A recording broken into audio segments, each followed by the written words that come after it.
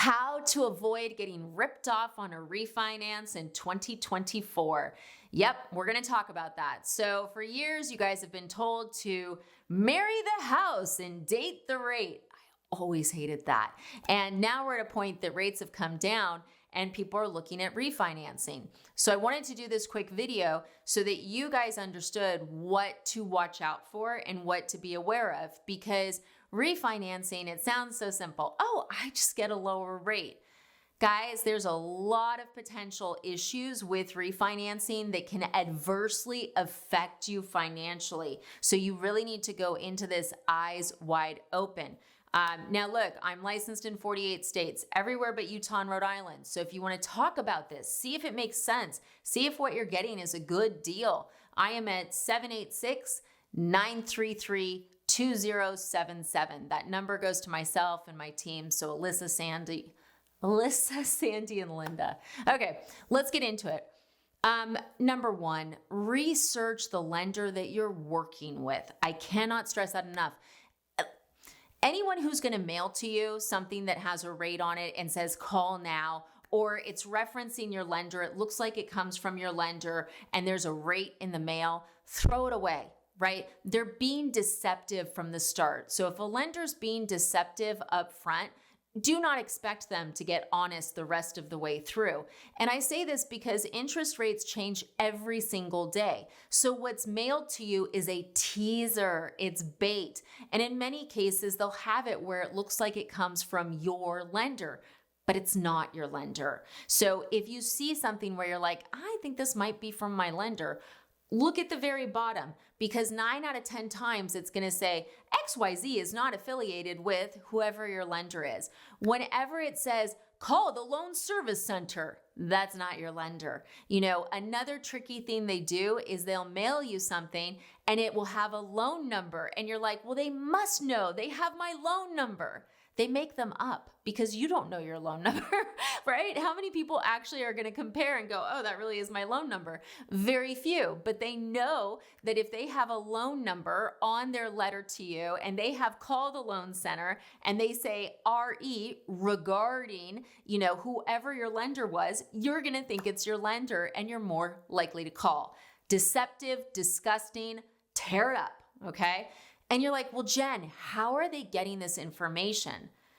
It's gross. Public records. It's all public records. That's the thing. When you close on a house in most states, your name, the amount of your loan, the address are all public records, and the type of the loan, right? So veterans, you're going, wow, I get so much mail. How do they know this? Public records.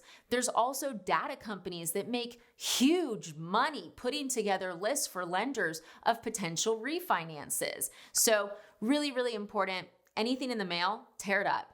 Okay.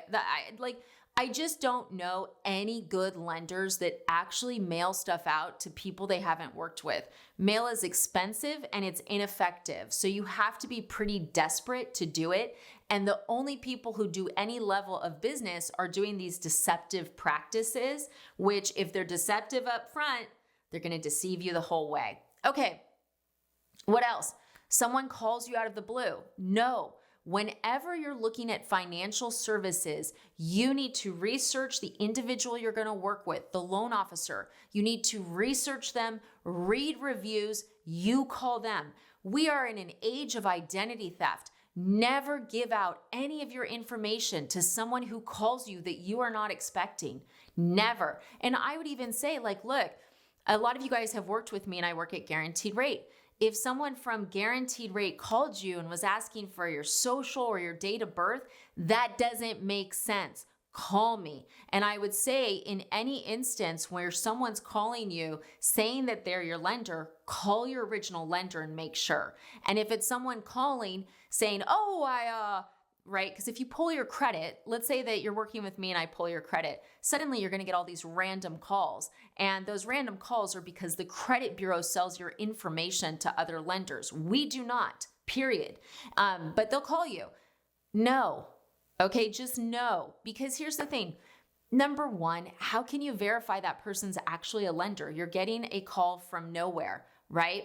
Number two, Any lender that's calling people that haven't reached out to them is once again a desperate lender. Desperate lenders are even more dangerous with refinancing than with purchases. With a purchase, a lot of times you'll have a real estate agent that goes, this doesn't make sense, or you'll notice something in their behavior where you're like, I don't think they can close this. With a refinance, people assume, oh, it's a refinance, it's cut and dry, it's easy. They are easy. That's the only thing that's true, okay? So with financial services, whether you're looking for a loan, you're looking for whatever, anything with your money, you need to research the individual and you reach out. Do not talk to people you have not reached out to, because either they are bottom feeders, like the bottom of the ocean, or they're con artists. Not worth it. Okay. So you're like, wow, Jen, you're basically telling me to work with no one but you. Yeah, pretty much. But look, if you liked your lender when you first did your house, call them again. Now, the other thing I want to talk to you about is paying attention to the loan estimate and shopping rates and fees when you're refinancing. It's different based on lender. It's different based on loan officer. And especially if you were promised a free refinance, if you worked with a lender, we saw a lot of that in 2023. There were lenders saying, hey, if you do your purchase with me, I'll do your refinance for free. I never did that. And I did some videos warning about it, because what we're expecting to see is that if you're working with one of those lenders that said free refinance, you're not going to be paying a lender fee, but you will be paying a higher rate. That's the thing. Whenever you're looking at what a lender's offering you, it's not just the fee, the lender fee, it's also the interest rate, okay? Lenders get paid via fees, but they can also get paid by offering you a higher interest rate. So if your lender said, oh, I'll give you a free refinance, just make sure you're comparing them against a couple other lenders to make sure that you're just not getting a higher rate, okay? Now, there's lenders as well that say, oh, we'll do your refinance. There's no cost at all. Once again, that's a higher rate. Now, in fairness, do I sometimes do that? Yes, but it's a conversation with the client. It's a, hey, look, at this rate, I'll show my rate sheet. I say at this rate, you'll get this much money back towards closing costs. So if you're taking the slightly higher rate, this will cover your closing costs. But if you just want the lowest rate and you're happy to pay the closing costs, this is what it is, okay? And you want that. You need a lender who's going to explain that, because in some circumstances, it may make more sense to go with the lowest rate. In others, it doesn't. But the key is it's a conversation about your money that you need to be involved in.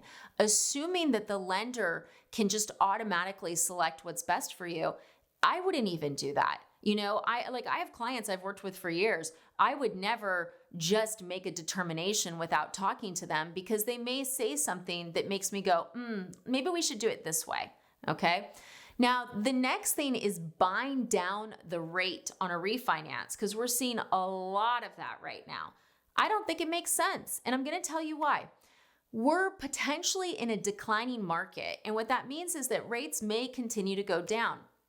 Buying points only makes sense if we're in a market that's likely to go up, okay? And it depends on what you're buying. If we're talking about like a quarter of a point, right? 1 point is 1% of the loan amount. So if you have a $500,000 loan, 1 point's $5,000, half a point's going to be $2,500.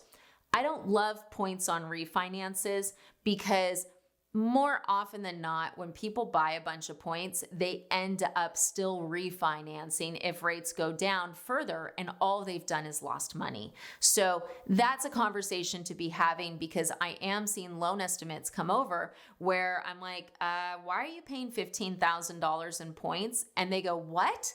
Wait, they said I wasn't bringing in any money. I'm like, well, you're not bringing in any money, but your loan amount is now $25,000 higher than what it was before this refi, and you're saving $100.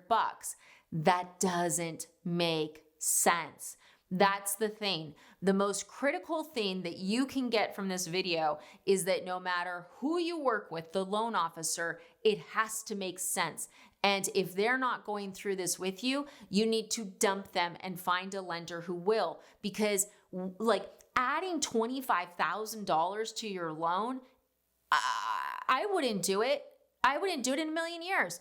I would wait and hold my rate. It doesn't make sense to put these huge amounts because it's eating your equity. And people go, well, I don't care. You do care, because if you ever go to sell that house, you will be kicking yourself for the $20,000 or $25,000 that you just gave up, right? Because you weren't paying attention to the loan summary. You weren't paying attention to the loan estimate. In a perfect world, refinancing, and it depends on the state, but refinancing, whenever it gets more than like $3,000 or $4,000, I'm always like, oh, the savings better be big.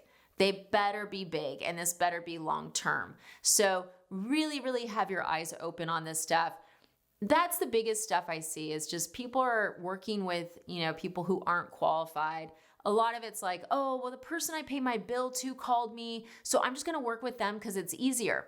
It's not easier. They have to do everything another lender would do. They don't have some sort of magical insider track, and they are a refinance chop shop. That's the thing. The people who send you your bill every month, if it's been sold from your original lender, their whole business is sending out bills, collecting money, and then just pounding when you're refinancing. So really pay attention to who you're working with.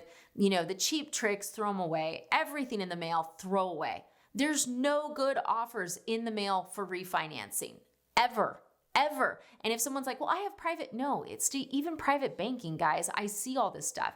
It's not a good offer. So you're going to research the loan officer. You're going to reach out to them. If anyone calls you, you're just going to hang up, right? You are the master of your destiny. So you need to make sure that you are selecting the individual, right? The Jennifer, the Alyssa, the Sandy, whoever you're working with, you need to be selecting them. And you want to make sure that you're working with someone that's going to go through the numbers and not rely on cheap, lazy tricks, which are saying things like, yeah, it's no out of pocket. It's $20,000 to your loan, but no out of pocket, right? Like they're skimming over the details.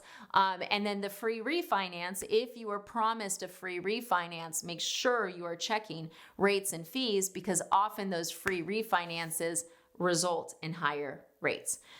Bottom line, have your eyes wide open. It can be a great time to get out of a higher interest rate, but it may be time for you to wait, or it may be time to consider some other options. So look, feel free to reach out. I'll give you that number again, 786-933-2077. But be very cognizant of this, because the last thing you want is to lose a huge chunk of equity in your house because you weren't paying attention when you refied and you did a refinance that made no sense for you. It just made sense for the lender. Thanks for watching.